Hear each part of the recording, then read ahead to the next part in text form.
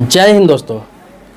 अगर आपके पास बैंक खाता है, चाहे किसी भी बैंक में आपका अकाउंट, तो आपके पास एटीएम कार्ड जरूर होगा, जिसे डेबिट कार्ड कहते हैं। अगर आपके पास एटीएम कार्ड है, डेबिट कार्ड है, तो ये वीडियो आपके लिए बहुत ही महत्वपूर्ण होने वाला है। ये वीडियो आपको पूरा देखना जरूरी है। मैं आपको बता दूं कि एटीएम कितने प्रकार का होता है। इसके अलावा बताऊंगा कि एटीएम पर जो इंश्योरेंस होता है वो किस पर कितना कितना का होता है। कौन सा एटीएम कार्ड आप लेंगे तो आपको ज़्यादा फायदा होगा, ज़्यादा बेनिफिट होगा। कौन सा एटीएम इंटरनेशनल लेवल पर काम करेगा और कौन सा कार्ड आपको इशू किया गया है जिससे भारत से बाहर आप उस एटीएम कार्ड को यूज नहीं कर सकते हैं, उससे पैसा नहीं निकाल सकते हैं, ये भी पूरी जानकारी दूंगा। इसीलिए मैं बता रहा हूं कि किसी भी बैंक में आपका अकाउंट है, चाहे स्टेट बैंक में हो, आईसीआईसीआई बैंक में हो, एचडीएफसी में हो, बैंक ऑफ बड़ौदा में हो, पंजाब नेशनल बैंक में हो, किसी भी बैंक में हो, सारा बैंक का तो नाम बताना मुश्किल है क्योंकि बहुत सारे बैंक है अपने देश में, प्राइवेट से लेकर सरकारी सेक्टर का। तो मैं आपको बता दूं कि किसी भी बैंक में अकाउंट है और एटीएम कार्ड आपके पास है, तो मैं आपको बता दूं जो एटीएम कार्ड आपको मिला होगा, एटीएम कार्ड आपको मिला होगा वो 3 प्रकार का होता है। अपने भारत में आमतौर पर 3 प्रकार का एटीएम कार्ड मिलता है। एक होता है वीजा कार्ड, दूसरा होता है मास्टर कार्ड और तीसरा होता है रुपे कार्ड। अब कैसे आप पहचानेंगे कि कौन सा वीजा कार्ड है, कौन सा मास्टर कार्ड है, कौन सा रुपए कार्ड है, सारी बातें विस्तार से बता रहा हूँ आपको मैं पहले बता दूं कि देखिए, किसी भी बैंक का आप कार्ड लेते हैं, तो जैसे मैं आपको बता दूं कि ये एचडीएफसी बैंक का कार्ड है, तो ये कौन सा कार्ड है, ये वीजा कार्ड है। अब कैसे पहचानेंगे, बहुत सारे लोगों को मालूम है, बहुत सारे लोगों को मालूम ना भी होगा। तो यहाँ पे लिखा होता है, देखिए वीजा, आप एटीएम कार्ड पर, आपका एटीएम कार्ड पर यहाँ पे वीजा लिखा होता है, जैसे ये वीजा कार्ड लिखा हुआ है। और इसी प्रकार से ये एचडीएफसी का है, लेकिन मैं आपको बता दूं कि ये है आपको बैंक ऑफ बड़ौदा का, इसमें भी आप देखेंगे ये वीजा कार्ड लिखा हुआ है।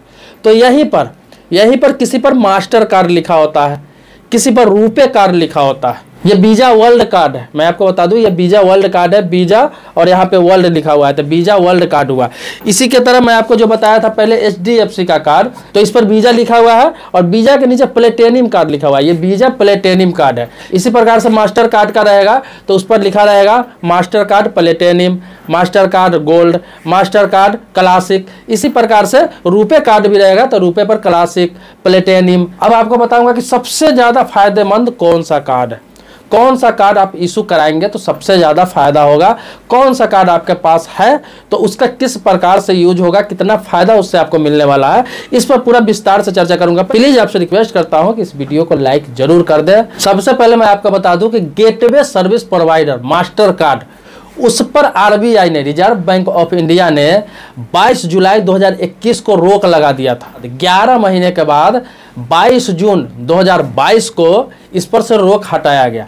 रोक क्यों लगाया गया इसके बारे में भी चर्चा किया जाएगा। आपके जानकारी के लिए बता दूं कि मास्टर कार्ड और वीजा कार्ड, आपको अगर एटीएम कार्ड मिला हुआ है तो उस पर मास्टर कार्ड या फिर वीजा कार्ड लिखा हुआ है नीचे में, तो वो समझ लीजिए बाहर की कंपनी है। मतलब मास्टर कार्ड और वीजा कार्ड जो गेटवे सर्विस प्रोवाइडर है ये विदेशी कंपनी है, ये अमेरिकन कंपनी है। लेकिन रुपे कार्ड, जो रुपे लिखा हुआ है वो इंडियन कंपनी है, पूर्ण रूप से भारतीय कंपनी है। अब आपके मन में सवाल होगा कि अगर visa card, master card American company है, रुपए इंडियन कंपनी है, तो ये कंपनी क्यों एटीएम कार्ड जारी करती है किसी भी बैंक का। तो पहले इस बात को जरूर आप समझिए कि एटीएम कार्ड जो आपको मिलता है वो थर्ड पार्टी कंपनी होता है। मैं आपको बता दूं थर्ड पार्टी कंपनी होता है। जैसे कि कोई भी बैंक हो, चाहे वो प्राइवेट सेक्टर का बैंक हो, जैसे मैंने आपको बताया ICICI Bank, Axis Bank, HDFC Bank, या फिर सरकारी बैंक में आपको Bank of Baroda, State Bank, Punjab National Bank, जितने भी बैंक है चाहे सरकारी हो या प्राइवेट कोई भी बैंक हो, तो वो क्या है, एक तरह से ठेका दे रखा है, एक तरह से ठेकेदारी दे रखा है, जो होता है कि थर्ड पार्टी को, जैसे मास्टर कार्ड को, रुपे कार्ड को या वीजा कार्ड को एटीएम कार्ड जारी करने के लिए ठेका दे रखा है। क्योंकि बैंक जो है इतना काम एक साथ नहीं कर सकती है, क्योंकि बैंक के पास बहुत सारे काम होते हैं, ट्रांजैक्शन से लेके पूरा बैंक का हिसाब किताब देखना, इंटरेस्ट देखना, प्रॉफिट लॉस देखना, बहुत सारे काम बैंक के पास होता है। बैंक के पास उतना टाइम नहीं है कि वो कार्ड जारी करके और उसका परेशानी अपने ऊपर ले, उसके समस्या का समाधान करे या फिर उसकी सर्विस पर नजर रखे। इसीलिए एक तरह से समझ लीजिए ठेका दिया हुआ है, मतलब किसी कंपनी का, जैसे वीजा कार्ड हो गया, मास्टर कार्ड हो गया, रुपए कार्ड हो गया, ये एक कंपनी है अलग जिसको गेटवे सर्विस प्रोवाइडर कहा जाता है।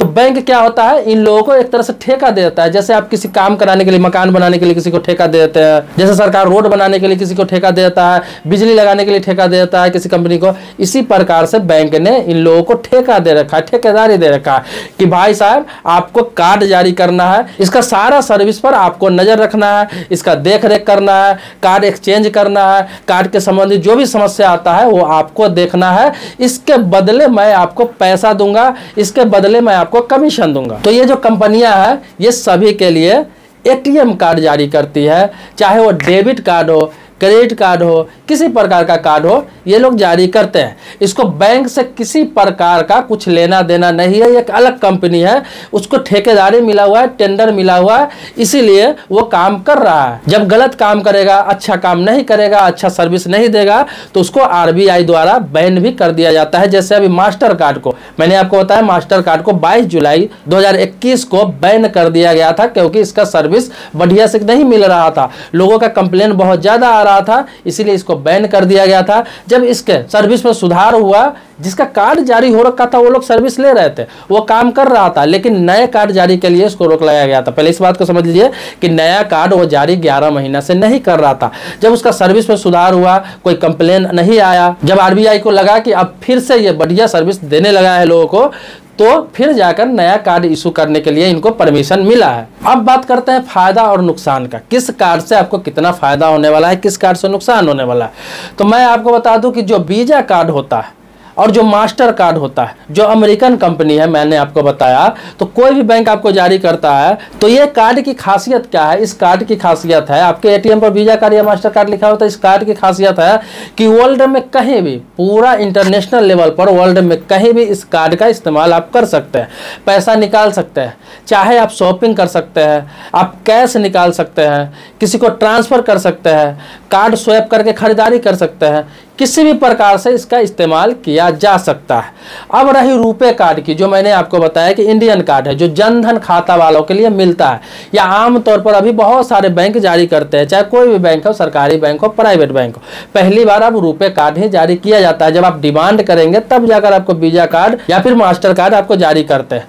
तो रुपए कार्ड का क्या नुकसान है? नुकसान यह है कि इंटरनेशनल लेवल पर इसका यूज आप नहीं कर सकते हैं, मतलब विदेशों में इसका इस्तेमाल नहीं कर सकते हैं, इससे पैसा आप नहीं निकाल सकते हैं। यह पूर्ण रूप से भारतीय है और भारत के किसी भी राज्य में कहीं भी इसका इस्तेमाल कर सकते हैं, चाहे शॉपिंग के लिए, पैसा कैश निकालने के लिए, पैसा ट्रांसफर करने के लिए, या फिर कार्ड स्वैप करके खरीदारी करने के लिए, सारे काम के लिए आप भारत में इस्तेमाल कर सकते हैं।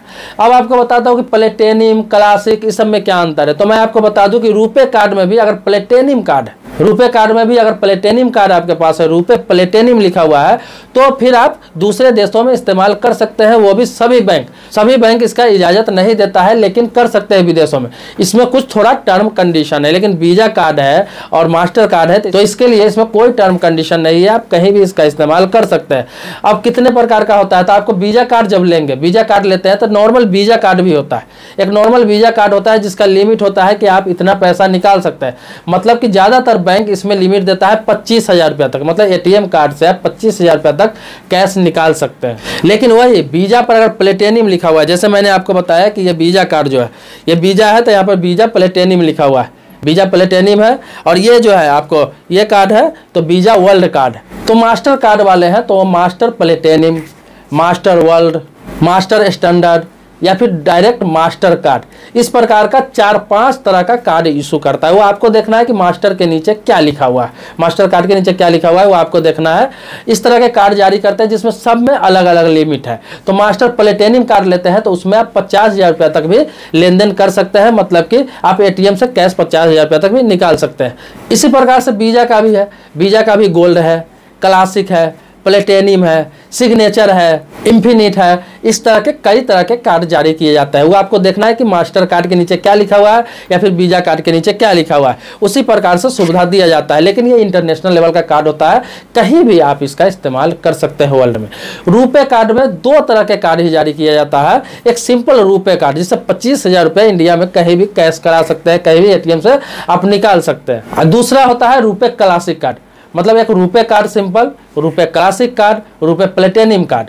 तो ये है कि ये टर्म कंडीशन के साथ इंटरनेशनल लेवल पर काम करता है, लेकिन भारत में ये कहीं भी आसानी से काम करता है, कोई दिक्कत नहीं आती है।